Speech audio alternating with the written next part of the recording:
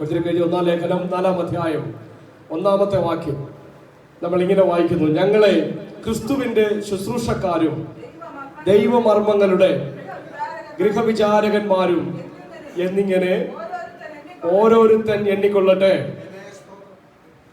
കൊരിന്ത്യർക്ക് എഴുതിയ 1-ാം ലേഖനം 4-ാം അധ്യായം എന്ന് പറയുന്നത് ക്രിസ്തീയ ശുശ്രൂഷകളെ പറ്റിയുള്ള അറിവാണ്. ക്രിസ്തീയ ശുശ്രൂഷകന്മാരെ പറ്റിയുള്ള അറിവാണ്. 1-ാം അധ്യായത്തിൽ നമ്മൾ ചിന്തിച്ചു ദൈവത്തിന്റെ വിളിയെ പറ്റിയുള്ള ജ്ഞാനം. അതായിരുന്നു 1-ാം അധ്യായത്തിലെ ചിന്ത. 2-ാം അധ്യായത്തിലെ ചിന്ത ക്രിസ്തുവിന്റെ സന്ദേശത്തെ പറ്റിയുള്ള, ക്രിസ്തീയ സന്ദേശത്തെ പറ്റിയുള്ള ജ്ഞാനം ദൈവമക്കൾക്ക് ഉണ്ടാകണം.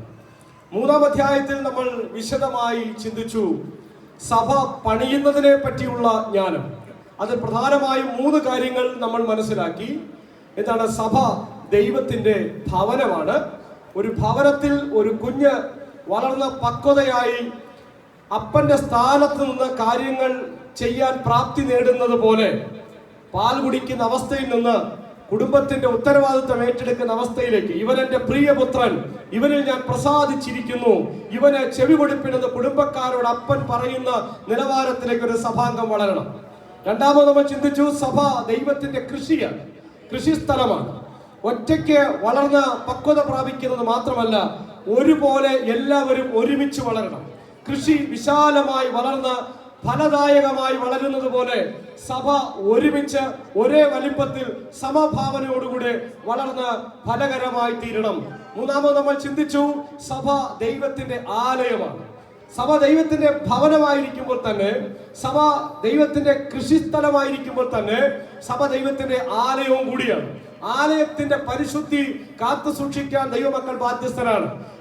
എവിടെയാണ് ആലയം എന്ന് പറഞ്ഞാൽ നമുക്കറിയാം, ദൈവമക്കൾ തന്നെയാണ് ദൈവത്തിന്റെ ആലയങ്ങളായി തിരഞ്ഞെടുക്കപ്പെട്ടിരിക്കുന്നത്. അതുകൊണ്ട് നാം ഓരോരുത്തരും നമ്മുടെ ജീവിതം കൊണ്ട് ദൈവത്തെ മഹത്വപ്പെടുത്താൻ ബാധ്യസ്ഥരാണ്. ശരീരം കൊണ്ട് ദൈവത്തെ മഹത്വപ്പെടുത്തുവിൻ എന്ന് എഴുതിയിരിക്കുന്നു. അതര ഫലമെന്ന സ്തോത്രയാഗം ദൈവത്തിന് അർപ്പിക്കണമെന്ന് എഴുതിയിരിക്കുന്നു. സഹോദരന്മാരെ, ഞാൻ ദൈവത്തിന് മനസ്സിന് ഓർമ്മിപ്പിച്ച് നിങ്ങളെ പ്രബോധിപ്പിക്കുന്നത്, നിങ്ങൾ ബുദ്ധിയുള്ള ആരാധനയായി നിങ്ങളുടെ ശരീരങ്ങളെ ജീവനും വിശുദ്ധിയും ദൈവത്തിന് പ്രസാദമുള്ള യാഗങ്ങളായി സമർപ്പിക്കുവിൻ. നമ്മൾ മുമ്പ് ചിന്തിച്ചിട്ടുണ്ട്, ആരാധന എന്ന് പറഞ്ഞാൽ നമ്മളിൽ തന്നെയാണ് നടക്കുന്നത്. യാഗവസ്തു നമ്മൾ തന്നെയാണ്, പുരോഹിതൻ നമ്മൾ തന്നെയാണ്, ദേവാലയവും നമ്മൾ തന്നെയാണ്. അങ്ങനെ വരുമ്പോ പുതിയ ആരാധന നടക്കുന്നത് നമ്മിൽ തന്നെയാണ്, വ്യക്തികളിൽ തന്നെയാണ്. ആരാധന വ്യക്തിപരമാണ്. അപ്പോ ആലയം എന്ന തിരിച്ചറിവോടുകൂടി നാം നമ്മെ തന്നെ പണിയേണ്ടത് ആവശ്യമാണ്. അങ്ങനെ പണിതില്ല എങ്കിൽ എന്ത് സംഭവിക്കുമെന്ന് നമ്മൾ 3-ാം അധ്യായത്തിൽ ദൈവം നൽകുന്ന മുന്നറിയിപ്പ് വായിച്ചു. എന്താണ്? തീയിലൂടെ, അഗ്നിയിലൂടെ ഈ പണികൾ കടത്തിവിടും. നമ്മൾ ദൈവത്തിന്റെ ആലയത്തെ പണിയുകയാണ്, നമ്മൾ ദൈവത്തിന്റെ ഭവനത്തെ പണിയുകയാണ്, നമ്മൾ ദൈവത്തിന്റെ കൃഷിയിടത്തെ ഫലദായകമായി ഒരുക്കുകയാണ്, നമ്മളെ തന്നെ പണിയുകയാണ്. ഈ പണി ശരിയാകുന്നില്ലെങ്കിൽ, പണിയുന്നത് ശരിയാകുന്നില്ലെങ്കിൽ, പണിയപ്പെടുന്നത് ശരിയാകുന്നില്ലെങ്കിൽ, അഗ്നിയിലൂടെ ശോധന കഴിക്കുന്ന സമയത്ത് വറ്റോല് പോലെയും പുല്ലുപോലെയും മരം പോലെയും ഇത് കത്തി ചാരമായി പോകും. അതിനിട വരരുത്. ദൈവസഭ പണിയുന്നത് പൊന്നുപോലെയും വെള്ളി പോലെയും വിലയേറിയ കല്ലുപോലെയും അത് പണിയപ്പെടണം. അഗ്നിയിലൂടെ കടത്തിവിടുമ്പോൾ അത് പൂർവാധികം ശോഭയോടെ പുറത്തു വരുന്നത് പോലെ ആകണം ദൈവത്തിന്റെ സഭ പണിയപ്പെടേണ്ടത്. 3-ാം അധ്യായം നമ്മൾ പറഞ്ഞു കഴിഞ്ഞു. ഇനി 4-ാം അധ്യായത്തിലേക്ക് വരികയാണ്. 4-ാം അധ്യായത്തിലെ ചിന്ത എന്ന് പറയുന്നത് ശുശ്രൂഷകളെ പറ്റിയുള്ള അറിവ്, ശുശ്രൂഷകന്മാരെ പറ്റിയുള്ള അറിവ്. 1, 2, 3 അധ്യായങ്ങളിലായി പൗലോസ് അപ്പോസ്തലൻ വിശദമായി പറയുന്നുണ്ട്, ശുശ്രൂഷകന്മാരെ തമ്മിൽ താരതമ്യം ചെയ്യരുത്. ശുശ്രൂഷകന്മാർ ദൈവത്തിന്റെ കൂലിക്കാരാണ്, അവർ ദൈവത്തിന്റെ ജോലിക്കാരാണ്. അവർക്ക് ദൈവം നിങ്ങളിലൂടെ അവരുടെ പ്രതിഫലം കൊടുക്കുന്നുണ്ട്. അവരെല്ലാവരും ദൈവത്തിന്റെ ശുശ്രൂഷകന്മാരാണ്. നിങ്ങളോ ക്രിസ്തുവിനുള്ളവർ, ക്രിസ്തു ദൈവത്തിനുള്ളവൻ. ഈ ഒരു തിരിച്ചറിവ് ദൈവസഭയ്ക്ക് നൽകിക്കൊണ്ട് വ്യക്തികളിൽ കൂടുതൽ പ്രശംസിക്കരുത് എന്നും സ്വയത്തിൽ കൂടുതൽ പ്രശംസിക്കരുതെന്നും പ്രശംസിക്കുന്നവൻ ദൈവത്തിൽ പ്രശംസിക്കട്ടെ എന്നും പറഞ്ഞുകൊണ്ട് നമ്മുടെ തിരഞ്ഞെടുപ്പിന്റെ അത്ഭുതകരമായ വിളിയെപ്പറ്റി പൗലോസ് അപ്പോസ്തലൻ 1-ാം അധ്യായം മുതൽ പറഞ്ഞു തുടങ്ങുകയാണ്. അല്ലെ, നമ്മളിങ്ങനെ വായിക്കുന്നത് എന്താണ്? ജ്ഞാനികളെ ലജ്ജിപ്പിക്കാൻ അവൻ ഭോഷത്വമായി തിരഞ്ഞെടുത്തു, ബലമുള്ളതിനെ ലജ്ജിപ്പിക്കാൻ അവൻ ബലഹീനമായി തിരഞ്ഞെടുത്തു. ഉള്ളതിനെ ഇല്ലായ്മ ചെയ്യാൻ നീചവും നികൃഷ്ടവും ഏതുമില്ലാത്തതിനെ തിരഞ്ഞെടുത്തു. എന്തിനു വേണ്ടിയാ? ഒരു ജഡവും തന്നിൽ തന്നെ പ്രശംസിക്കാതിരിക്കാൻ വേണ്ടിയാണ്. അതുകൊണ്ട് ദൈവസഭയോട് അപ്പോസ്തലനായ പൗലോസ് പറയുന്നു, ശുശ്രൂഷകന്മാരിൽ പ്രശംസിക്കരുത്, ശുശ്രൂഷകന്മാരെ താരതമ്യം ചെയ്യരുത്, നിങ്ങളിൽ തന്നെ പ്രശംസിക്കരുത്. ആർക്കും തങ്ങളിൽ പ്രശംസിക്കാൻ ഇടയാകാത്ത വിധം നമ്മുടെ വിളി, നമ്മുടെ തിരഞ്ഞെടുപ്പ് ദൈവത്തിന്റെ കൃപയാൽ മാത്രമാണ്. നമുക്ക് എന്തെങ്കിലും അവകാശപ്പെടാൻ കഴിയുമെങ്കിൽ അത് നാം ദൈവത്തോട് കാണിച്ച വിശ്വാസത്തിന്റെ പ്രതികരണം മാത്രമാണ്. കൃപയാലാണ് നാം രക്ഷിക്കപ്പെട്ടിരിക്കുന്നത്. 4-ാം അധ്യായത്തിലേക്ക് നമ്മൾ വരുമ്പോൾ 1-ാമത്തെ വാക്യത്തിൽ പറയുന്നു, ഞങ്ങളെ ക്രിസ്തുവിന്റെ ശുശ്രൂഷക്കാരും ദൈവ മർമ്മങ്ങളുടെ ഗൃഹവിചാരകന്മാരുമെന്ന് ഓരോരുത്തരും എണ്ണിക്കൊള്ളട്ടെ. സഭയുടെ അംഗങ്ങളോട് പറയുകയാണ്, ശുശ്രൂഷകന്മാരായ ഞങ്ങളെ നിങ്ങൾ എങ്ങനെ കാണണം? ക്രിസ്തുവിന്റെ സഭയുടെ ശുശ്രൂഷകന്മാരാക്കി ദൈവം ആക്കി വച്ചിരിക്കുന്നവരെ എങ്ങനെയാണ് സഭ മനസ്സിലാക്കേണ്ടത്? 4 കാര്യങ്ങൾ പൗലോസ് അപ്പോസ്തലൻ ഈ അധ്യായത്തിൽ പറയുന്നുണ്ട്. 1, ശുശ്രൂഷക്കാരായിട്ട് കാണണം. 2, ഗൃഹവിചാരകന്മാരായി കാണണം. 3, നമ്മൾ വായിക്കുന്നു, അവരെ സകലത്തിന്റെയും അഴുക്കായും ചവറായും കാണുന്ന ഒരു പ്രവണത ദൈവത്തിന്റെ സഭയിൽ അല്ലെങ്കിൽ പുറത്തുണ്ട്. കൂത്തുകാഴ്ചയായി അവർ മാറ്റപ്പെടുന്നുണ്ട്. 4-ാമത്തെ പ്രധാനപ്പെട്ട ചിന്ത പൗലോസ് അപ്പോസ്തലൻ പറയുന്നു, ശുശ്രൂഷകന്മാർ പിതാക്കന്മാരുടെ സ്ഥാനം നിർവഹിക്കുന്നവരാണ്. അപ്പോൾ ഇങ്ങനെ 4 ചിന്തകളിലൂടെ ശുശ്രൂഷകന്മാർ ആരാണെന്നും അവരെ എങ്ങനെ കാണണമെന്നും അവരെ എങ്ങനെ വിലയിരുത്തണമെന്നും അപ്പോസ്തലൻ നമ്മെ ഓർപ്പിച്ചുണർത്തുകയാണ്. 1-ാമത്തെ വാക്യത്തിലേക്ക് വന്നാൽ, ക്രിസ്തുവിന്റെ ശുശ്രൂഷകന്മാരാണ് ദൈവദാസന്മാർ. ക്രിസ്തുവിന്റെ ശുശ്രൂഷകന്മാരാണ്. ഇവിടെ ശുശ്രൂഷകൻ എന്ന് പറയുമ്പോൾ അതിന്റെ മൂലഭാഷയൊക്കെ മനസ്സിലാക്കി വരുമ്പോൾ നമുക്ക് ഗ്രഹിക്കാൻ സാധിക്കുന്നത്, കൂലി ചോദിക്കാൻ അർഹതയില്ലാത്ത ഒരു അടിമയുടെ നിലവാരത്തിലാണ് ഒരു ശുശ്രൂഷകൻ ദൈവവേലയ്ക്ക് വേണ്ടി തന്നെ സമർപ്പിക്കുന്നത്. പെസഹ പെരുന്നാളിന്റെ അന്ന് യേശുവും ശിഷ്യന്മാരും കൂടി പെസഹ കഴിക്കാൻ കടന്നു പോകുന്ന സമയം നമുക്കറിയാം. ആ ഭവനത്തിൽ അവർ പ്രവേശിച്ചു.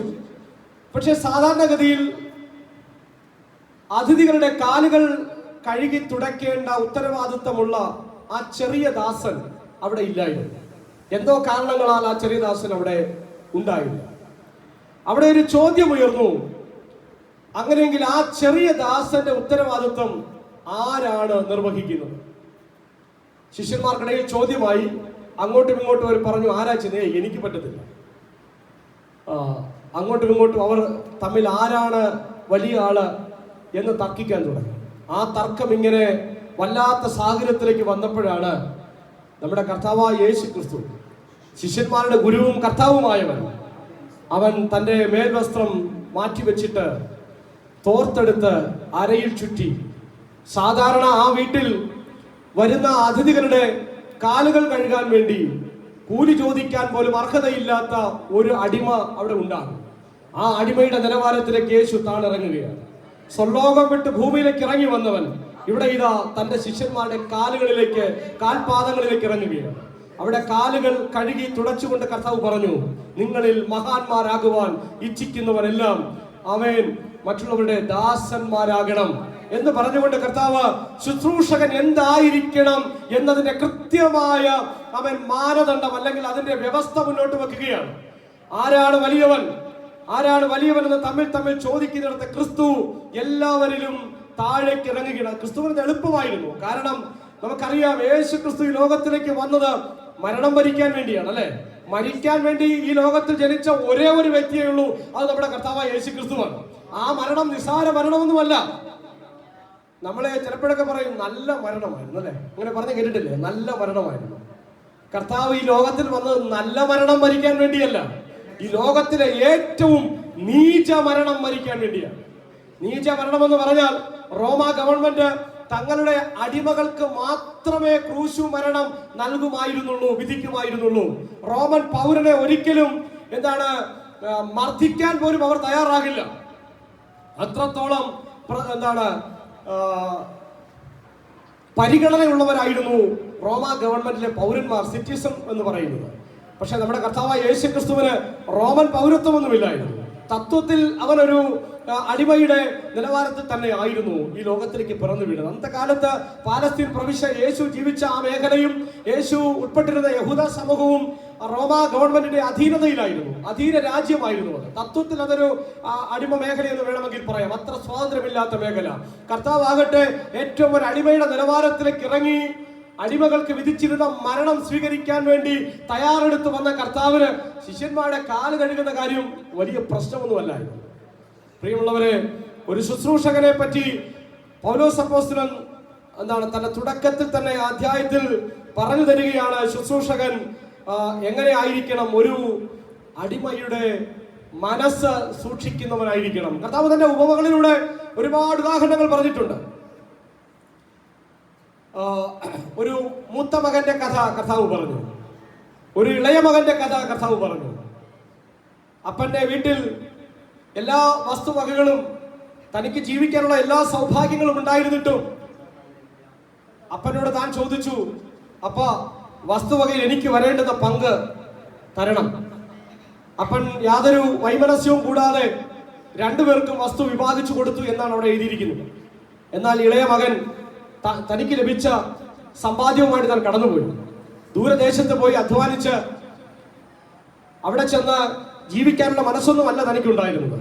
അല്ലെങ്കിൽ തന്റെ അപ്പനിൽ നിന്ന് വാങ്ങിക്കൊണ്ടുപോയ ആ സമ്പാദ്യം കൊണ്ട് ബിസിനസ് ചെയ്ത് വളരാനുള്ള താല്പര്യമായിരുന്നില്ല തനിക്കുണ്ടായിരുന്നത്. അപ്പന്റെ കയ്യിൽ നിന്ന് ലഭിച്ചതെല്ലാം തന്റെ സൗഭാഗ്യങ്ങൾക്കും സുഖ സൗകര്യങ്ങൾക്കും വേണ്ടി, ആഡംബരത്തിന് വേണ്ടി താൻ ചിലവഴിച്ചു, എല്ലാം നശിപ്പിച്ചു.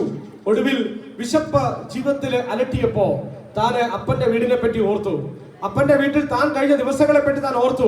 താനിങ്ങനെ മനസ്സിൽ ചിന്തിച്ചു, എന്റെ അപ്പന്റെ വീട്ടിൽ കൂലിക്കാർ അവർ ഭക്ഷണം കഴിച്ച് ശേഷിപ്പിക്കുന്നു, ഞാനോ വിശപ്പ് കൊണ്ട് നശിച്ചു പോകുന്നു. അങ്ങനെ വിശപ്പ് ജീവിതത്തിൽ ഇങ്ങനെ കടന്നു വന്ന് മുന്നോട്ട് പോകാൻ കഴിയത്തില്ല. ആ നാട്ടിലെ പ്രമാണിയുടെ അടുക്കൽ ചെന്ന് ജോലിയൊക്കെ അന്വേഷിച്ചു. അവിടെ ഒരു ജോലിയൊക്കെ തനിക്ക് കിട്ടി. പന്നികളെ മേയ്ക്കുന്ന ജോലിയായിരുന്നു. അപ്പന്റെ ആടുകളെ മേയ്ക്കാൻ തനിക്ക് കഴിയുമായിരുന്നില്ല. അവനിപ്പോൾ മറ്റൊരു ദേശത്ത് അന്യനാട്ടിൽ ചെന്ന് അന്യനാട്ടുകാരന്റെ പന്നികളെ മേയ്ക്കുന്ന ജോലിയിൽ ഏർപ്പെട്ടിരിക്കുകയാണ്. മാത്രവുമല്ല, പന്നി കഴിക്കുന്ന ഭക്ഷണം കഴിക്കാനെങ്കിലും താൻ ആഗ്രഹിച്ചുകൊണ്ട് വിശപ്പ് കൊണ്ട് അത്രത്തോളം ബുദ്ധിമുട്ടുമ്പോ അപ്പന്റെ ഭവനത്തെ ഓർത്തിട്ട് താൻ അപ്പന്റെ ഭവനത്തിലേക്ക് മടങ്ങി വരാൻ എടുക്കുന്ന തീരുമാനത്തിൽ ഒരു വാക്കിങ്ങനെ ഉണ്ട്. എന്താണ്? നിന്റെ മകനെന്ന് വിളിക്കപ്പെടാൻ ഞാൻ യോഗ്യനല്ല, പിന്നെ എന്നെ ഇനി എങ്ങനെ കരുതണം? നിന്റെ കൂലിക്കാരിൽ ഒരുത്തനെ പോലെ എന്നെ കരുതണം, നിന്റെ വേലക്കാരനായി എന്നെ കരുതണം. ഒരു കാലത്ത് അപ്പന്റെ വീട്ടിലായിരുന്നപ്പോ അവകാശത്തിന്റെ ബോധം, അല്ലെങ്കിൽ അവകാശിയാണെന്നുള്ള ബോധ്യം, എല്ലാം എന്റേതാണെന്നുള്ള ചിന്ത, എനിക്ക് അവകാശമുണ്ട്, ഇങ്ങോട്ട് വരാനുണ്ട് എന്നൊക്കെ ചിന്തിച്ച മകൻ ഇവിടെ ഇതാ തിരിച്ചു ചിന്തിക്കുന്നു, ഇനി നിന്റെ മകനെന്നും നിന്റെ അവകാശി എന്ന് വിളിക്കപ്പെടാൻ എനിക്കൊരു യോഗ്യതയുമില്ല. കാരണം നീ തന്നതെല്ലാം ഞാൻ നശിപ്പിച്ചു കളഞ്ഞു, എല്ലാം ഇല്ലായ്മ ചെയ്തു കളഞ്ഞു. ഇനി ആ വിളിക്ക് ഞാൻ യോഗ്യനല്ല. I am not qualified to be called your son. നിന്റെ മകനെന്ന് വിളിക്കപ്പെടാനുള്ള ഒരു യോഗ്യതയും എനിക്കില്ല. ഇനി എന്നെ ഒരു കൂലിക്കാരനായി കരുതണമേ, ഒരു വേലക്കാരനായി കരുതണമേ. വാസ്തവത്തിൽ ആ അപ്പന്റെ മനസ്സ് ഇങ്ങനെ ഒരു മകന് വേണ്ടി കാത്തിരിക്കുകയായിരുന്നു. അപ്പന്റെ വീട്ടിൽ, അല്ലെങ്കിൽ അപ്പന്റെ തൊഴിലിടങ്ങളിൽ, അപ്പന്റെ വയലിൽ ഒരു വേലക്കാരന്റെ മനസ്സോടുകൂടെ പണിയെടുക്കുന്ന ഒരു മകനെയായിരുന്നു അപ്പന് വേണ്ടിയിരുന്നത്. അതുകൊണ്ട് തന്നെ അങ്ങനെ സമർപ്പണത്തോടുകൂടി വേലക്കാരനാകാൻ സമർപ്പിച്ച് മടങ്ങി വരുന്ന മകനെ അപ്പൻ ചേർത്ത് പിടിക്കുകയാണ്, അവനെ ചുംബിക്കുകയാണ്.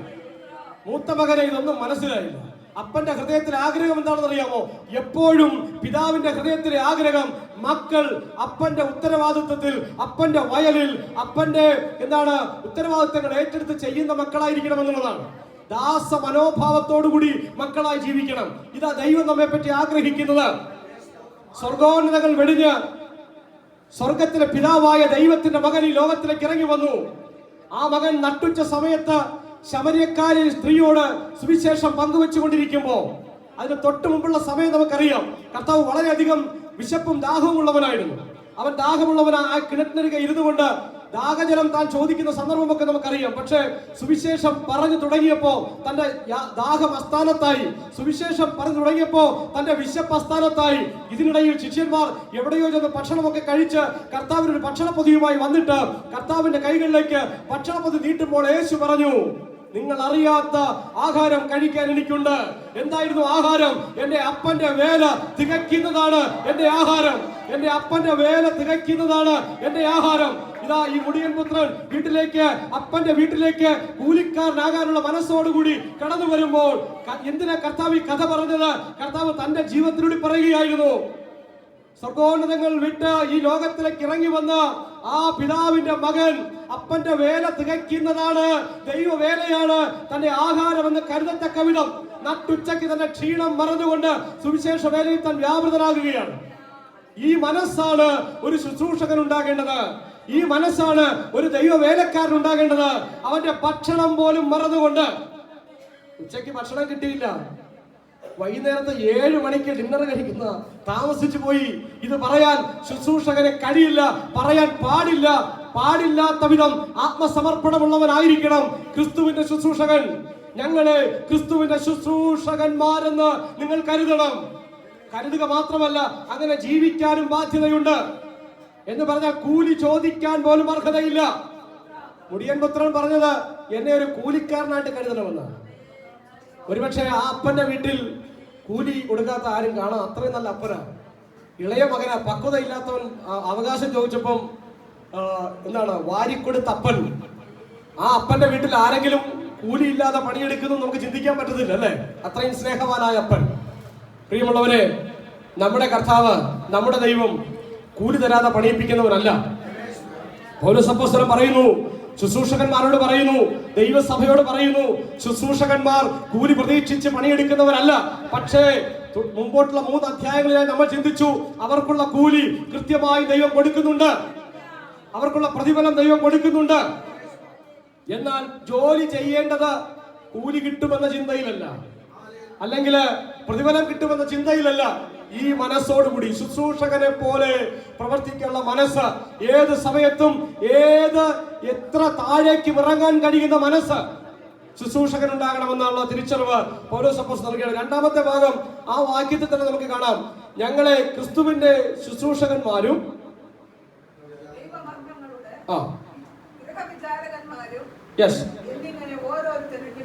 ദൈവമർമ്മങ്ങളുടെ ഗൃഹവിചാരകന്മാരുമെന്ന് എണ്ണിക്കൊള്ളട്ടെ. തമിഴ് ബൈബിളിൽ ആ ഭാഗം വായിക്കുന്നത് ശുശ്രൂഷകൻ എന്ന് പറയുന്നതിന് ഊഴിയക്കാരൻ എന്നാ പറഞ്ഞിരിക്കുന്നത്. തമിഴ്നാട്ടിലൊക്കെ ശുശ്രൂഷകന്മാരെ ഊഴിയക്കാരെന്നാ പറയുന്നത്. അടുത്ത വാക്യം ഗൃഹവിചാരകന്മാരെന്ന് പറഞ്ഞിരിക്കുന്നതിന് തമിഴിൽ പറയുന്നത് ഉഗ്രക്കാരറുകൾ എന്നാണ്. ഊഴിയക്കാരറുകളെന്നും ഉഗ്രക്കാരറുകളെന്നും കരുതിക്കൊള്ളണമെന്നാണ്. എന്ന് പറഞ്ഞാൽ ഞങ്ങൾ അടിമയോളം താണിറങ്ങി ശുശ്രൂഷിക്കുന്നവരാണ്. അതിന്റെ മറ്റൊരു വിശദീകരണമാണ് തൊട്ടടുത്ത ഭാഗത്ത് പറയുന്നത്. ഞങ്ങൾ അഴുക്കാണ്, ഞങ്ങൾ മാലിന്യത്തെ പോലെ ഞങ്ങൾ ജീവിച്ചു. എല്ലാ പരിഹാസവും എല്ലാ ആക്ഷേപങ്ങളും പുറത്തു നിന്നും അകത്തു നിന്നും സഹിക്കാൻ സന്നദ്ധമായി ഞങ്ങളുടെ ദൈവവേലയ്ക്ക് വേണ്ടി സമർപ്പിക്കപ്പെട്ടവരാണ് എന്ന തിരിച്ചറിവ് നൽകുമ്പോൾ തന്നെ താൻ പറയുന്നു, ദൈവസഭയിൽ ഗൃഹവിചാരകന്മാരായും കൂടി കർത്താവ് നമ്മെ നിയമിച്ചിരിക്കുന്നു എന്നും കൂടി സഭ അറിഞ്ഞുകൊള്ളട്ടെ. ഗൃഹവിചാരകന്മാരെന്ന് പറഞ്ഞാൽ ആരാണ്? അവരും ദാസന്മാരാണ്. പക്ഷേ ദാസന്മാരിൽ ഏറ്റവും ഗ്രേഡ് കൂടിയ ആളുകളാണ്. 1-ാമത്തെ ഗ്രേഡിൽ നിൽക്കുന്നവരാണെന്ന് വേണമെങ്കിൽ പറയാം. എങ്ങനെയാണ് ഒരു ദാസൻ ഗൃഹവിചാരകനായി മാറുന്നത്? നമ്മള് മത്തായി സുവിശേഷം 25-ാം അധ്യായത്തിൽ കർത്താവ് പറയുന്ന ഒരു ഉപമ നമുക്കറിയാം, താലന്തുകളുടെ ഉപമ. വിശ്വസ്തന്മാരെന്ന് തോന്നിയ ആളുകളെയൊക്കെ അടുത്ത് വിളിച്ചു, അല്ലെ? അവരെ വിളിച്ചിട്ട് അവരുടെ കൈകളിൽ ഒരുവൻ 1, മറ്റൊരുവൻ 2, വേറൊരുത്തന് 5. നമ്മൾ ചിന്തിച്ചു, ഒരു താലന്ത് എന്ന് പറയുന്നത് തൂക്കമാണ്, തൂക്കം. ഏതാണ്ട് ഒരു 33 കിലോ എങ്കിലും മിനിമം ഉണ്ട് ആ കാലത്തിൽ ഒരു താലന്തിന്. നീ പൊന്മാളിമക്കാരുടെ കയ്യിൽ ഏൽപ്പിച്ചിരുന്നു എങ്കിൽ എന്ന് പറയുമ്പോൾ അത് എത്ര ഉണ്ടായിരുന്നു? പൊന്നാണെങ്കിൽ 33 കിലോ മിനിമം ഉണ്ടായിരുന്നു. അപ്പൊ ആ താലന്ത് അങ്ങനെ കൊണ്ട് കുഴിച്ചിടരുതായിരുന്നു. അതുകൊണ്ടാണ് യജമാനൻ പറഞ്ഞത്, നീ പൊന്മാളിമക്കാരുടെ കയ്യിൽ കൊടുത്തിരുന്നെങ്കിൽ ഞാൻ പലിശയോടുകൂടി അത് വാങ്ങുമായിരുന്നു. നീ ഒന്നും ചെയ്യേണ്ടായിരുന്നു, നീ ഒന്നും ചെയ്യേണ്ടതില്ലായിരുന്നു. അത് പലിശക്കാരന്റെ കയ്യിൽ, പൊന്മാളിമക്കാരന്റെ കയ്യിൽ കൊണ്ട് കൊടുത്തിരുന്നെങ്കിൽ അത്രയെങ്കിലും എനിക്ക് ലാഭം ഉണ്ടാകുമായിരുന്നു. അപ്പോ പറഞ്ഞു വന്നത് ഇങ്ങനെ ഇതാണ് വിശ്വസ്തന്മാരെ തിരയുന്നൊരു രീതിയാണ്. താലന്തുകളെ ഏൽപ്പിച്ചിട്ട് യജമാനൻ കടന്നുപോയി. വർഷങ്ങൾ കഴിഞ്ഞിട്ട് മടങ്ങി വന്നു. അവരെ അടുക്കൽ വിളിച്ചപ്പോ 5 താലന്ത് ലഭിച്ചവന് 2 താലന്ത് ലഭിച്ചവന് വന്നിട്ട് പറഞ്ഞത് എന്താണ്? നീ 5 എന്നെ ഏൽപ്പിച്ചു, 2 എന്നെ ഏൽപ്പിച്ചു, ഞാൻ 2 കൂടി നേടിയിരിക്കുന്നു, 5 കൂടി നേടിയിരിക്കുന്നു. അപ്പോ എന്താ വിളിച്ചത് ആ യജമാനൻ? അവരെ യെസ്, നല്ലവനും വിശ്വസ്തനുമായ ദാസനെ, നീ അല്പത്തിൽ വിശ്വസ്തനായിരുന്നു, ഞാൻ നിന്നെ അധികത്തിന് വിചാരകനാക്കും. യജമാനന്റെ സന്തോഷത്തിലേക്ക് പ്രവേശിക്കാം. ഞാനിത് ഭാഗം മുൻപിടെ പ്രസംഗിച്ചിട്ടുള്ളത്, എന്നാലും കേൾക്കാത്തവരുണ്ടായിരിക്കും എന്ന് വിചാരിക്കും. വെള്ളിയാഴ്ചകളിലും ഒക്കെ ആയതുകൊണ്ട് നമ്മൾ ബഹുഭൂരിപക്ഷവും കേൾക്കാൻ സാധ്യത കുറവാണ്. എന്താ ഈ യജമാനന്റെ സന്തോഷം? വളരെ നാളുകൾ കഴിഞ്ഞിട്ട് യജമാനൻ മടങ്ങി വന്നു അല്ലേ? അന്നത്തെ കാലത്ത് രാജാക്കന്മാരാകാൻ വേണ്ടി പോകുന്ന ഒരു പ്രവണതയുണ്ടായിരുന്നു. ചക്രവർത്തിയെ കണ്ട് പ്രസാദിപ്പിച്ച് തങ്ങളുടെ കഴിവ് തെളിയിച്ച് തങ്ങളുടെ നാട്ടിലേക്ക് തന്നെ രാജാക്കന്മാരായി വരുന്ന ഒരു രീതി ഉണ്ടായിരുന്നു. അങ്ങനെയാണ് മഹാനായ ഹേരോദാവ് ചക്രവർത്തിയെ കണ്ട് പ്രസാദിപ്പിച്ച് യഹൂദന്മാരുടെ രാജാവായിട്ട് മടങ്ങി വന്നത്. അപ്പോൾ ഇതുപോലെ വളരെ കാലങ്ങൾക്ക് ശേഷം ചക്രവർത്തിയെ കണ്ട് അദ്ദേഹം മടങ്ങി വന്നു. രാജാവാകാതെയാണ് മടങ്ങി വരുന്നതെങ്കിൽ ഈ ദാസന്മാരെ തങ്ങളെ ഏൽപ്പിച്ച് തിരിച്ചു കൊടുക്കാൻ സാധ്യതയില്ല. അതിന്റെ കാരണം കയ്യിലുള്ളതെല്ലാം ഇവരെ ഏൽപ്പിച്ചിട്ടല്ലേ പോകുന്നത്. തിരിച്ചു വരുമ്പോൾ പദവിയും കൂടി ഇല്ലെങ്കിൽ ഇവർക്ക് അദ്ദേഹത്തെ കൊന്നുകളയുക വരെ ചെയ്യാം. അതുമായി ബന്ധപ്പെട്ട ഉപമകളൊക്കെ യേശു വേറെയും പറഞ്ഞിട്ടുണ്ട്. അപ്പോൾ ഈ കുടിയാന്മാരുടെ കയ്യിൽ ഏൽപ്പിച്ചിട്ട് മകനെ അയച്ചപ്പോൾ മകനെ പിടിച്ച് കൊന്നുകളഞ്ഞ സംഭവം നമ്മൾ ഉപമയിൽ വായിക്കുന്നു. ഇതൊക്കെ ആ പശ്ചാത്തലവുമായി ബന്ധപ്പെട്ട കഥകളാണ്. സമയമുള്ളതുകൊണ്ട് നമുക്ക് പിന്നീട് ചിന്തിക്കാം. അപ്പോൾ നല്ലവരും വിശ്വസ്തനുമായവനെന്ന് പറയുമ്പോൾ, ഞാൻ നിന്നെ ഏൽപ്പിച്ച 2 താലന്ത് ഞാൻ മടങ്ങി വരുമ്പോൾ 2ഉം കൂടി നേടണമെന്നൊരു വ്യവസ്ഥയുണ്ടായിരുന്നു. ഏൽപ്പിച്ചതിന്റെ 1 മടങ്ങും കൂടി തിരിച്ചേൽപ്പിക്കണം. ബിസിനസ് ചെയ്യണമായിരുന്നു, വ്യാപാരം ചെയ്യണമായിരുന്നു. അതിനുവേണ്ടി ഏൽപ്പിച്ചിട്ട് പോകുന്നത്. ഇതിനകത്തൊരു കാര്യം കൂടിയുണ്ട്. ഈ താലന്തുകൾ ഏൽപ്പിച്ചിട്ട് പോകുമ്പോൾ വിശ്വസ്തന്മാരെ കണ്ടുപിടിക്കാനും കൂടി വേണ്ടിയാണ്.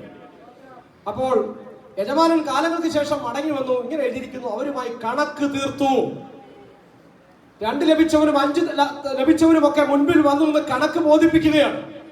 ഒരു കാര്യം നമുക്ക് മനസ്സിലായി, പോയ ആള് പദവിയോട് കൂടിയാണ് മടങ്ങി വന്നിരിക്കുന്നത്. ലജ്ജിതനായിട്ട് തലകുനിച്ചിട്ടല്ല, അധികാരത്തോടു കൂടിയാണ് മടങ്ങി വന്നത്. കണക്ക് തീർത്തു എന്ന് എഴുതിയിരിക്കുന്നു. അപ്പോ യജമാനന്റെ സന്തോഷത്തിലേക്ക് പ്രവേശിക്കുക എന്ന് പറഞ്ഞതിന്റെ അർത്ഥം എന്താ? ഇന്നലകളിൽ ഞാൻ നിങ്ങളുടെ ഈ വീടിന്റെ യജമാനൻ മാത്രമായിരുന്നു, അല്ലെങ്കിൽ നിങ്ങൾ ഇന്നലകളിൽ എന്റെ വീടിന്റെ ദാസന്മാരായിരുന്നു. ഇനി മുതൽ ഞാൻ ഈ നാടിന്റെ രാജാവാണ്. ഈ വീടിന്റെ യജമാനനല്ല, ഈ നാടിന്റെ രാജാവാണ്. എന്റെ സന്തോഷത്തിലേക്ക് പ്രവേശിക്കുക എന്ന് പറഞ്ഞാൽ അതിന്റെ അർത്ഥം എന്താണ്? ഞാൻ രാജാവായി മടങ്ങി വന്നതിന്റെ സന്തോഷം. വലിയ വിരുന്നൊരുക്കിയിരിക്കുകയാണ്. നിങ്ങളെ പ്രിയമുള്ളവരെ, വിശ്വസ്തന്മാരായിരുന്നവരെ, അല്പത്തിൽ വിശ്വസ്തരായിരുന്നവരെ, എന്റെ ഈ സന്തോഷത്തിലേക്ക് നിങ്ങൾ പ്രവേശിക്കുക എന്ന് പറയുമ്പോൾ അവിടെ വേറൊരുത്തനുണ്ട്. കിട്ടിയത് കൊണ്ട് കുഴിച്ചു വെച്ചിട്ട് ഇങ്ങേരൊന്നും രാജാവാകാൻ പോകുന്നില്ല. എനിക്കല്ലേലും ഇദ്ദേഹത്തെ അറിയാം, എനിക്ക് ചക്രവർത്തി അറിയാം. ചക്രവർത്തിയുടെ മുമ്പിൽ ഇദ്ദേഹത്തിന്റെ അഭ്യാസം ഒന്നും വരെ പോകത്തില്ല. ഇങ്ങേര് നാണം കെട്ട് തലയും കുടിച്ച് വരാനാ സാധ്യത. ഇങ്ങനെയൊക്കെ ചിന്തിച്ചിട്ടുണ്ടാവും ആരാ? 1 താലന്ത് ലഭിച്ച കക്ഷി. അതുകൊണ്ടായിരിക്കണം അവനെ യജമാനൻ വിളിച്ച ദുഷ്ടനും മടിയനുമായ ദാസനെ. അവന് യജമാനെ പറ്റ കാഴ്ചപ്പാട് തന്നെ വ്യത്യസ്തമായിരുന്നു. യജമാനെ ഭയപ്പെട്ട് താലന്ത് മറച്ചു വെച്ചു എന്നായി പറയുന്നു. എന്തിനാ യജമാനെ ഭയപ്പെട്ടത്? യജമാനൻ വിതയ്ക്കാത്തിടത്ത് നിന്ന് എന്താണ് ശേഖരിക്കുന്നവൻ, വിതറാത്തിടത്ത് നിന്ന് ചേർക്കുകയും ചെയ്യുന്ന കഠിന മനുഷ്യൻ എന്നറിഞ്ഞ് ഭയപ്പെട്ട് ഒളിച്ചു വെച്ചെന്നാ പറയുന്നു. ഒരു കാരണവുമില്ല. ആ ഒരൊറ്റ വാക്കിന്റെ പുറത്ത് ആ മനുഷ്യനെ, ആ അലസനെ ദുഷ്ടദാസൻ എന്ന് വിളിക്കുന്നത്. അവന് നഷ്ടമായത് യജമാനന്റെ സന്തോഷമാണ്. യജമാനൻ രാജാവായ സന്തോഷത്തിൽ പ്രവേശിക്കുന്നതിന് പറ്റിയില്ല. ഇനി വേറൊരു കാര്യം ഓർത്തോണം, കിട്ടാൻ പോകുന്ന ശിക്ഷയുടെ വലിപ്പം. യജമാനനായിട്ടാണ് വന്നതെങ്കിൽ പോലും ഇവൻ കണക്ക് പറയുന്നത് തന്റെ ഇന്നലത്തെ യജമാനനോടാണെങ്കിൽ പോലും ശിക്ഷയ്ക്ക് കുറവുണ്ടാകുമായിരുന്നു.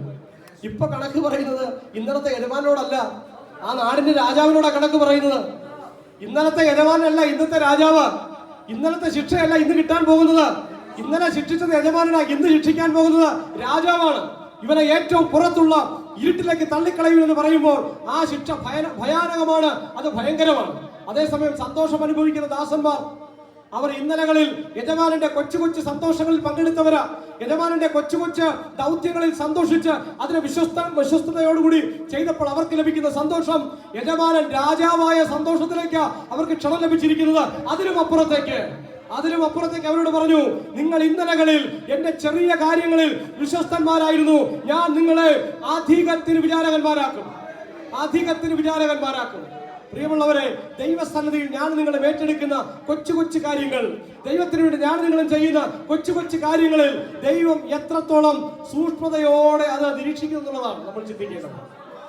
ദേവാലയത്തിൽ അവൾക്കുള്ളതെല്ലാം നിക്ഷേപിക്കുന്ന ഒരു വിധവയുടെ ദാനത്തെ അല്ലെ ഓഫറിങ്ങിനെ കണ്ട കർത്താവ്, 2 കാശിട്ട വിധവ അവിടെ കണ്ട കർത്താവ്. പ്രിയമുള്ളവരെ, നമ്മെ ഓരോരുത്തരെയും കാണുന്നുണ്ട്. നാം കർത്താവിന് വേണ്ടി ചെയ്യുന്നത് എത്ര ചെറുതായിക്കോട്ടെ, അവൻ എത്ര വലുതായിക്കോട്ടെ, നാം ചെയ്യുന്നത് ഏത് അവസ്ഥയിൽ നിന്നാണെന്ന് നല്ലതുപോലെ അറിയുന്ന കർത്താവ്, ചെയ്യുന്നതെല്ലാം കൃത്യമായ പ്രതിഫലം ഒരുക്കി വെച്ചിരിക്കുന്ന കർത്താവ്. അല്പത്തിൽ വിശ്വസ്തന്മാരായിരിക്കുമ്പോൾ അധികത്തിന് നമ്മെ വിചാരകന്മാരാക്കി തീർക്കുന്ന കർത്താവ്. അതൊരു ലോകതത്വം കൂടിയാണ്, അല്ലെ? ലോകതത്വം കൂടിയാണ്.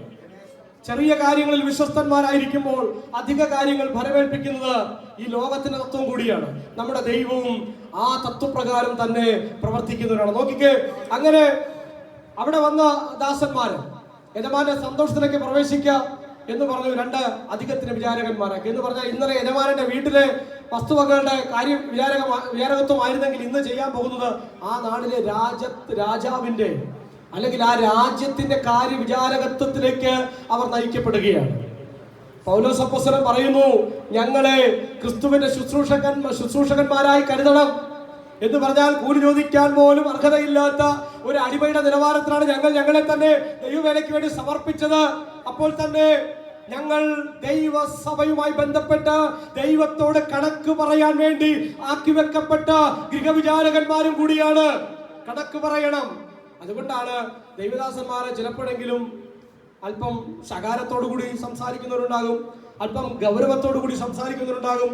ചില കാര്യങ്ങൾ പൂർണ്ണമായും ഉത്തരവാദിത്വത്തോടു കൂടി ഏറ്റെടുത്ത് ചെയ്യേണ്ട സാഹചര്യങ്ങൾ വരും. എന്തുകൊണ്ടാണ്? എല്ലാം ചിലപ്പോൾ ദൈവമക്കൾക്ക് ഇഷ്ടപ്പെടണമെന്നില്ല. കാരണം കണക്ക് പറയേണ്ട ഉത്തരവാദിത്വത്തിനും കൂടിയാണ് ശുശ്രൂഷകന്മാരാക്കി വെച്ചിരിക്കുന്നത്. അവർ ഗൃഹവിചാരകന്മാരും കൂടിയാണ്. അടുത്ത വാക്യം നോക്കാമോ? അടുത്ത സെന്റൻസ് എന്താ വായിക്കുന്നത്? ഗൃഹവിചാരകന്മാരിൽ അന്വേഷിക്കുന്നതോ അവർ വിശ്വസ്തരായിരിക്കണം എന്നത്രേ. ശുശ്രൂഷകന്മാരുടെ കാര്യം മാത്രം നമ്മൾ ചിന്തിക്കേണ്ട. ഒപ്പം നമ്മുടെ ജീവിതത്തിലേക്ക് ഒന്ന് ഇറങ്ങി ചിന്തിക്കാം. ദൈവം നമ്മെ ഏൽപ്പിച്ചിരിക്കുന്ന കാര്യങ്ങളിൽ എത്രത്തോളം നമുക്ക് വിശ്വസ്തരാകാൻ സാധിക്കുന്നുണ്ട്? ദൈവം നമ്മെ ഏൽപ്പിച്ചിരിക്കുന്ന കൊച്ചു കൊച്ചു താലന്തുകളിൽ, കൊച്ചു കൊച്ചു കഴിവുകളിൽ എത്രത്തോളം നമുക്ക് വിശ്വസ്തരാകാൻ കഴിയുന്നുണ്ട്? പാട്ട് പാടാൻ കഴിയുന്നുണ്ടെങ്കിൽ, ഒരു കൊച്ചു പ്രസംഗം നടത്താൻ കഴിയുന്നുണ്ടെങ്കിൽ, ചിലരോട് നമ്മുടെ ജീവിത അനുഭവങ്ങളിലൂടെ കർത്താവിനെ പറ്റി പറയാനുള്ള ഒരു കഴിവ് നമുക്കുണ്ടെങ്കിൽ, ഈ പേഴ്സണൽ ഇവാഞ്ചലിസം ഉണ്ടല്ലോ, വ്യക്തിപരമായ സുവിശേഷിക്കണം, അതൊരു പ്രത്യേക കഴിവാണ്. അത് എല്ലാവർക്കും ദൈവം കൊടുത്തിട്ടില്ല. ഇങ്ങനെ പരസ്യമായി നിന്ന് പ്രസംഗിക്കുന്ന പലർക്കും വ്യക്തിപരമായ സുവിശേഷം പറയാൻ അത്ര വലിയ കഴിവുള്ളവരായിരിക്കണമെന്നില്ല. എന്നാൽ സഭാംഗങ്ങളിൽ അതിന് കഴിവുള്ള വ്യക്തികളെ ദൈവം ആക്കി വെച്ചിട്ടുണ്ട്. നിങ്ങളിൽ പലർക്കും ദൈവം ആ താലന്ത് തന്നിട്ടുണ്ട്. ഒന്ന് സ്വയം ഒന്ന് വിലയിരുത്താവോ? എത്രത്തോളം ദൈവരാജ്യത്തിന്റെ വികസനത്തിനു വേണ്ടി എനിക്ക് ദൈവം തന്നിരിക്കുന്ന താലന്തുകളെ ഉപയോഗിക്കാൻ സാധിച്ചിട്ടുണ്ട്? എത്രയോ പേരെ ഞാൻ മീറ്റ് ചെയ്യുന്നു, നമ്മൾ എത്രയോ പേരെ കണ്ടുമുട്ടുന്നു, എത്രയോ പേരുടെ ജീവിതത്തിലെ പ്രയാസങ്ങളെ പ്രതിസന്ധികളെ പറ്റി നമ്മൾ കേൾക്കുന്നു, എത്രയോ ആളുകൾ അവരുടെ ജീവിതത്തിലെ ബുദ്ധിമുട്ടേറിയ അനുഭവങ്ങളെ പറ്റി നമ്മോട് പങ്കുവെക്കുന്നു.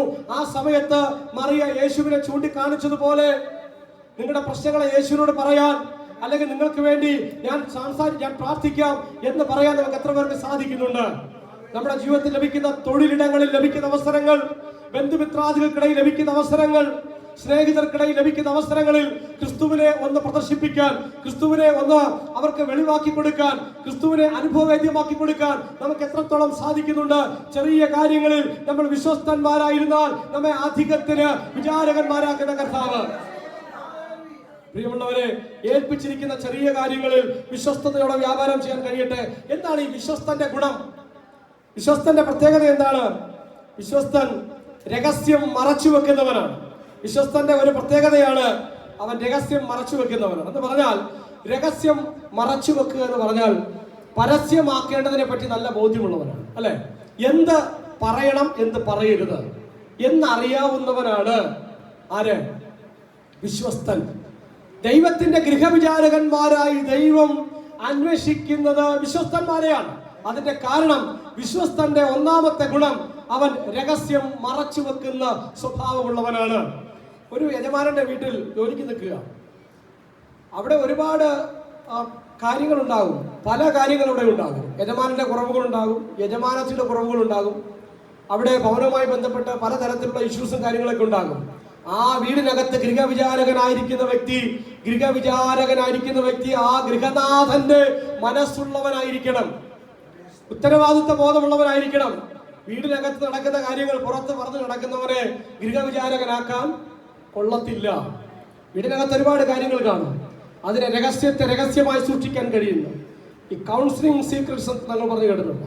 കൗൺസിലിംഗ് സീക്രട്സ് അതൊരിക്കലും കോൺഫിഡൻഷ്യലായിട്ട് സൂക്ഷിക്കേണ്ട കാര്യങ്ങളുണ്ട്. അത് ദൈവമക്കളുടെ കാര്യത്തിലാണെങ്കിലും ശുശ്രൂഷകന്മാരുടെ കാര്യത്തിലാണെങ്കിലും പുറത്ത് പറയാൻ പറ്റാത്ത, ഹൃദയത്തിൽ സൂക്ഷിക്കേണ്ട കാര്യങ്ങളെ അങ്ങനെ സൂക്ഷിക്കാൻ കഴിയുന്നവനാണ് വിശ്വസ്തൻ. അവനെയാണ് ഗൃഹവിചാരകനായി ദൈവം പ്രൊമോട്ട് ചെയ്യുന്നത്. യോസഫ് വിശ്വസ്തനായിരുന്നു അല്ലെ? മോശ വിശ്വസ്തനായിരുന്നു. വലിയ കഴിവും പ്രാപ്തിയൊന്നും ഇല്ലായിരുന്നു മോശയ്ക്ക്. പക്ഷേ മോശയെ പറ്റി നമ്മൾ വായിക്കുന്നു, അവൻ ദൈവഗൃഹത്തിലൊക്കെയും വിശ്വസ്തനായിരുന്നു. ആ സമൂഹം ഭയങ്കരമായിട്ട് മത്സരിക്കുകയൊക്കെ ചെയ്തപ്പോൾ മോശയെ ചോദ്യം ചെയ്യുക വരെ ചെയ്തു. എങ്കിലും മോശ പറഞ്ഞു, കർത്താവേ, നീ ഈ ജനത്തെ അവിടെ എങ്ങനെയെങ്കിലും എത്തിക്കണം. എന്നെ ഇവിടെ ഇട്ട് കൊന്നു കളഞ്ഞാലും കുഴപ്പമില്ല, എന്റെ പേര് ജീവന്റെ പുസ്തകത്തിൽ നിന്ന് മായ്ച്ചു കളഞ്ഞാലും കുഴപ്പമില്ല. ഈ ജനത്തെ, എന്നെ വിശ്വസിച്ചിറങ്ങി വന്ന ഈ ജനത്തെ നീ അവിടെ എത്തിക്കണം. മോശയെ പറ്റി ദൈവം പറഞ്ഞത്, ഭൂമിയിലുള്ള സകല മനുഷ്യരെക്കാളും സൗമ്യതയുള്ളവനായിരുന്നു മോശ എന്നാണ്. അതിനർത്ഥം പ്രതികരിക്കാത്തവനെന്നല്ല, സംയമനമുള്ളവൻ എന്നാണ്. സംയമനമുള്ളവൻ, ദൈവത്തിന് വേണ്ടി കാത്തിരിക്കുന്നവൻ. ഇതാണ് സംയമനം എന്ന് പറഞ്ഞതിന്റെ അർത്ഥം. ചാടിക്കയറി പ്രതികരിക്കുകയല്ല. ഒരു കാര്യം വരുമ്പോൾ ശാന്തമായിരുന്നു ചിന്തിക്കാൻ, വിലയിരുത്താൻ, അതിന്റെ പല വശങ്ങളെ പറ്റി ചിന്തിക്കാൻ, എന്തുകൊണ്ട് ഇത് സംഭവിച്ചു, അങ്ങനെ നടക്കേണ്ട കാര്യമല്ലല്ലോ, എന്തെങ്കിലും കാര്യകാരണങ്ങൾ കാണും എന്ന് വിലയിരുത്തിക്കൊണ്ട് സംയമനത്തോടുകൂടി ശാന്തമായി കാര്യങ്ങളെ വിലയിരുത്താൻ കഴിയുന്ന, രഹസ്യങ്ങളെ രഹസ്യമായി സൂക്ഷിക്കാൻ കഴിയുന്ന സഭയ്ക്കകത്തുള്ള ഒരു കാര്യം, സഹോദരങ്ങൾ എന്ന ചിന്തയോടുകൂടി മറ്റുള്ളവരെ ചേർത്ത് പിടിക്കാനും പുറത്ത് പറയേണ്ടത് മാത്രം പറയുകയും സൂക്ഷിക്കേണ്ടത് സൂക്ഷിക്കുകയും ചെയ്യാൻ കഴിയുന്ന ക്വാളിറ്റിയാണ് വിശ്വസ്തൻ. ഗൃഹവിചാരകന്മാരായി കർത്താവ് അന്വേഷിക്കുന്നത് വിശ്വസ്തന്മാരെയാണ്. രണ്ടാമത്തെ ക്വാളിറ്റി എന്ന് പറയുന്നത് വിശ്വസ്തൻ ഭോഷ്ക് പറയുകയില്ല എന്നുള്ളതാണ്. റഫറൻസ് വായിക്കണമെന്നുണ്ട്, സമയപരിമിതി കൊണ്ട് ഞാനൊക്കെ പറഞ്ഞു പോവുകയാണ്. വിശ്വസ്തൻ കള്ളം പറയത്തില്ല, ഭോഷ്ക് പറയത്തില്ല, അവൻ സത്യസന്ധനായിരിക്കും. ഗൃഹവിചാരകനാക്കി വെക്കുന്ന ഒരാള് കള്ളം പറയുന്നവനാണെങ്കിൽ ഒന്ന് ഓർത്തു നോക്കിക്കേ, അവൻ പണം കൈകാര്യം ചെയ്യുന്ന ആളാണ്. ഗൃഹവിചാരകൻ എന്ന് പറഞ്ഞാൽ ആ വീട്ടിലെ യജമാനന്റെ സ്ഥാനത്ത് നിന്നുകൊണ്ട് കാര്യങ്ങൾ നിർവഹിക്കുന്ന വ്യക്തിയാണ്. ഒരുപക്ഷെ യജമാനന്റെ ഭാര്യ പോലും ഈ ഗൃഹവിചാരകൻ പറയുന്ന അനുസരിച്ച് വേണം പോകാൻ. വീട്ടിലെ സകല കാര്യങ്ങളും നടത്താൻ, പച്ചക്കറി വാങ്ങാനും പലചരക്ക് വാങ്ങാനും ഒക്കെ കാശ് കൊടുക്കുന്നതും ആരായിരിക്കാം? ഗൃഹവിചാരകനായിരിക്കാം. അപ്പോ ഗൃഹവിചാരകനോട് ചോദിച്ചിട്ട് വേണം ഏത് കാര്യവും ചെയ്യാൻ, അല്ലാതെ മുമ്പോട്ട് പോകാനായിട്ട് പറ്റത്തില്ല. വിശ്വസ്തനെയാണ് കാര്യവിചാരകത്വം ഏൽപ്പിക്കുന്നത് എന്ന് പറഞ്ഞാൽ യജമാനന് പകരക്കാരായി നിൽക്കാനായിട്ട് ആക്കി വെച്ചേക്കുകയാണ്. അങ്ങനെയുള്ള ജോലി മേഖലകളിൽ ഏർപ്പെട്ടിരിക്കുന്നവർ നമുക്കറിയാം അല്ലെ? ഈ ലോകത്ത് അങ്ങനെയുള്ള ഒരുപാട് ജോലി മേഖലകളുണ്ട്. യജമാനൻ തന്നെ പോലെ വിശ്വസിച്ച് ആക്കി വെക്കുന്ന ആളുകൾ. പ്രിയമുള്ളവരെ, നമ്മളെ കർത്താവിന് അങ്ങനെ ആക്കി വെക്കാൻ പറ്റുമോ? സത്യസന്ധരായി കർത്താവ് നമ്മെ പരിഗണിക്കുമോ? ദൈവത്തിന്റെ സന്നിധിയിൽ എത്ര സത്യസന്ധതയോടുകൂടെ നമുക്ക് പ്രവർത്തിക്കാൻ സാധിക്കുന്നുണ്ട്? വിശ്വസ്തൻ ഭോഷ്ക് പറയുകയില്ല. പലപ്പോഴും ഇങ്ങനെ പറയാറുണ്ടല്ലോ, ചെറിയ കള്ളങ്ങളൊക്കെ പറയാം അല്ലേ? കൊച്ചു കൊച്ചു കള്ളങ്ങളൊക്കെ പറയാം. കള്ളം പറയാതെ എങ്ങനെയാ ജീവിക്കാൻ പറ്റുന്നത്? അത് നമ്മുടെ ഒരു സാഹചര്യങ്ങളുടെ മുഖത്ത് നമ്മൾ പറയുന്ന ഒരു മുട്ടാപ്പോക്ക് ന്യായമെന്നൊക്കെ പറയാം. കള്ളം പറയാതെ ജീവിക്കാൻ പ്രയാസം കൂടുതലാണ് അല്ലേ? വളരെ പ്രയാസമാണ്. എങ്ങോട്ട് പോവുകയാണെന്ന് നമ്മുടെ ഒരാൾ ചോദിച്ചു കഴിഞ്ഞാൽ അദ്ദേഹത്തോട് പറഞ്ഞാൽ ശരിയാകത്തില്ലെങ്കിൽ നമ്മൾ കിടന്ന് വല്ലാതെ വെള്ളം കുടിച്ചു പോകും. അപ്പോൾ അതുവരെ ഇതുവരെ അവിടം വരെ എന്നൊക്കെ പറഞ്ഞ് രക്ഷപ്പെടാനൊക്കെ നോക്കാറുണ്ട്. ഞാൻ പറഞ്ഞത് സത്യം ചില സമയത്ത് പറയേണ്ടിടത്ത്, നേരത്തെ പറഞ്ഞല്ലോ, രഹസ്യം സൂക്ഷിക്കുന്നവനാണ്. പറയേണ്ടതേ പറയാവൂ, പറയേണ്ടാത്തത് പറയരുത്. കള്ളം പറയരുത്. പക്ഷെ ചില സമയത്ത് പറയേണ്ട ചില കാര്യങ്ങൾ ചിലരോട് പറയാൻ പറ്റത്തില്ല.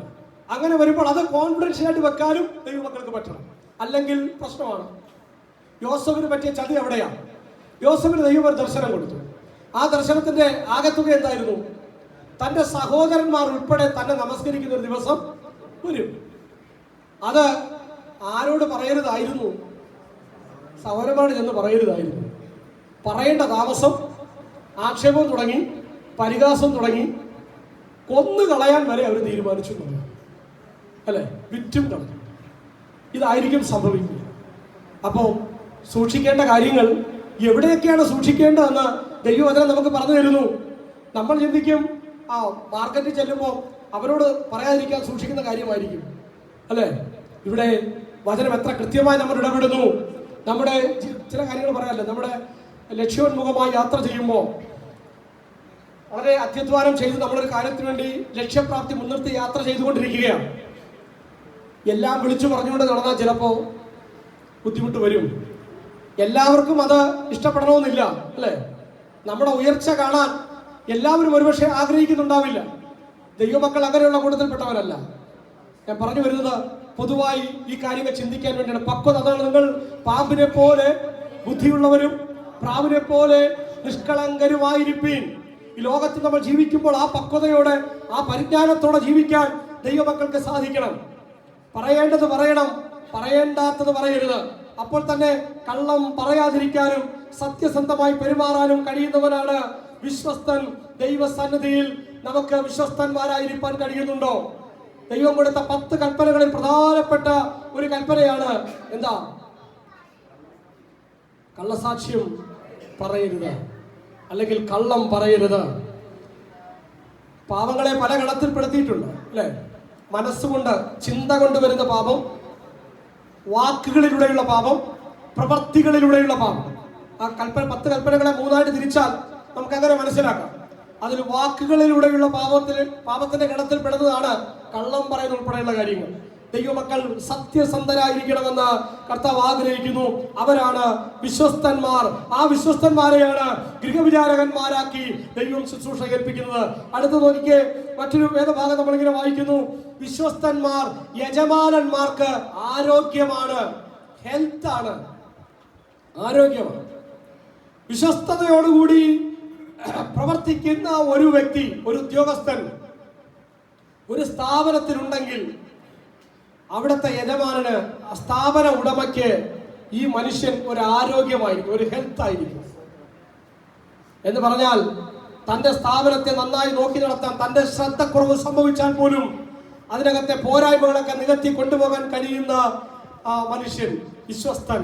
അപ്പോ യജമാനന്റെ ആരോഗ്യമായി മാറുന്ന വിശ്വസ്തന്മാർ. പ്രിയമുള്ളവരെ, ദൈവം നമ്മെ പറ്റി അങ്ങനെ ആഗ്രഹിക്കുന്നത്. എന്റെ അപ്പന്റെ വേല തികയ്ക്കുന്നതാണ് എന്റെ ആഹാരം. മകനെ വിശ്വസിച്ചാണ് പറഞ്ഞയക്കുന്നത് പിതാവ്. ഇവൻ എന്റെ പ്രിയപുത്രൻ, ഇവനിൽ ഞാൻ പ്രസാദിച്ചിരിക്കുന്നു, ഇവനെ ചെവി കൊടുപ്പീൻ. ഹല്ലേലൂയ. ഇവനെ അപ്പൻ അവിടെ ഇരിക്കുക അധികാരിയായിട്ട്. അപ്പൻ അധികാരിയായിരിക്കുമ്പോഴും അപ്പൻ പറയുന്നത് എന്റെ മകന് ചെവി കൊടുപ്പീൻ. അവൻ വിശ്വസ്തനാണ് അല്ലെ, അവൻ സത്യസന്ധനാണ്, അവന്റെ നാവിൽ വഞ്ചന ഒന്നുമില്ലായിരുന്നു. അവൻ അങ്ങനെയുള്ള ഒരു കർത്താവ് നമുക്ക് മാതൃകയായി മുൻപേ നടന്നുപോയി. യജമാനൻ ആരോഗ്യമുള്ളവരായി. നമ്മളെ എബ്രായ ലേഖനത്തിൽ ഇങ്ങനെ വായിക്കുന്നു, ദൈവം അവരുടെ ദൈവം എന്ന് വിളിക്കപ്പെടാൻ ലജ്ജിക്കുന്നില്ല. നമ്മെ ഓരോരുത്തരെയും ചൂണ്ടി ദൈവത്തിന് പറയാൻ പറ്റണം, ഞാൻ ഇവരുടെ ദൈവം എന്ന് വിളിക്കപ്പെടാൻ ലജ്ജിക്കുന്നില്ല. ദൈവത്തിന് ആക്ഷേപം തോന്നാത്ത, ദൈവത്തിന് ചൂണ്ടിക്കാണിക്കാൻ അഭിമാനമുള്ള വ്യക്തികളായി ജീവിക്കണമെന്ന് അതിന്റെ അർത്ഥം.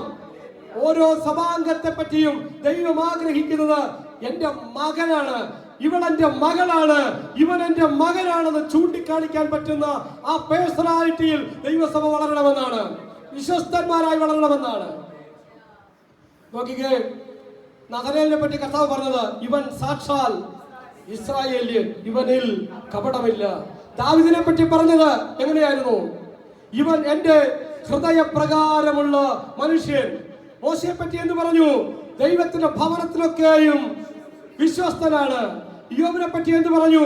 നിഷ്കളങ്കനും നേരുള്ളവനും ദൈവഭക്തനും ദോഷം വിട്ടകലുന്നവനും. നോക്കിക്കേ, ദൈവം സാക്ഷ്യം പറയുന്ന വ്യക്തികളായി മാറാൻ അവരെയാണ് ദൈവം തന്റെ ശുശ്രൂഷയ്ക്ക് വേണ്ടി തന്റെ ഗൃഹവിചാരകന്മാരായി തന്റെ വിശ്വസ്തന്മാരായി ദൈവം ഉപയോഗിക്കുന്നത്. ഇത് ക്വാളിറ്റിയാണ്. പ്രിയമുള്ളവരെ, നമ്മൾ ഇന്ന് ചിന്തിക്കുന്നത് ഒരു പരിധിവരെ ആത്മിക സന്ദേശത്തോടൊപ്പം ദൈവികമായ ധാർമ്മിക സന്ദേശം കൂടിയാണ്. ഈ ലോകത്ത് നമ്മൾ ദൈവ മക്കൾ എന്ന് പറഞ്ഞ് ജീവിക്കുമ്പോൾ നമ്മുടെ വ്യത്യസ്തത ലോകം കാണണം.